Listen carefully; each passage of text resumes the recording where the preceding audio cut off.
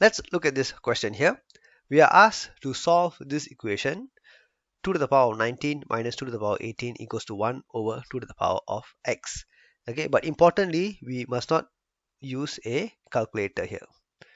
Okay, so how do we go about solving this?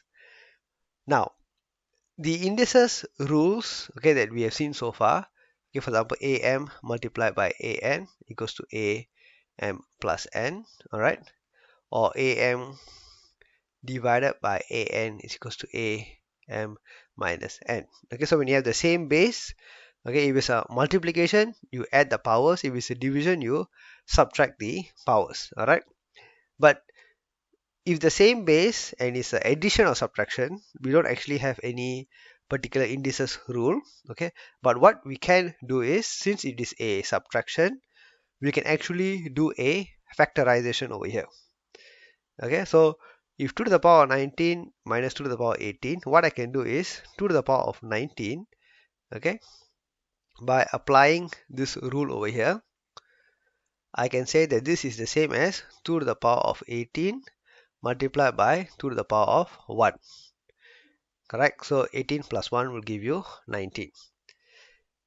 Alright, with that understanding, we can rewrite 2 to the power of 19 as 2 to the power of 18 dot 2 to the power of 1 minus 2 to the power of 18 equals to, so 1 over 2 to the power of x, I'm going to write it as 2 to the power of minus x.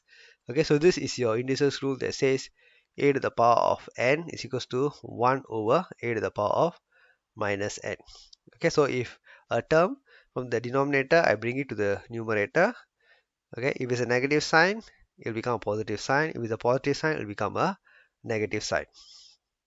Okay, now with this, you can see that on the left hand side, I can actually factorize out 2 to the power 18 is a common term. So 2 to the power 18, and what is left is 2 minus 1 equals to 2 to the power of minus x. Okay, so 2 minus 1 is 1. So 1 times 2 to the power 18 is 2 to the power 18 is equals to 2 to the power of minus x. And since you have both the bases to be the same, you can directly compare the powers as they are both the same.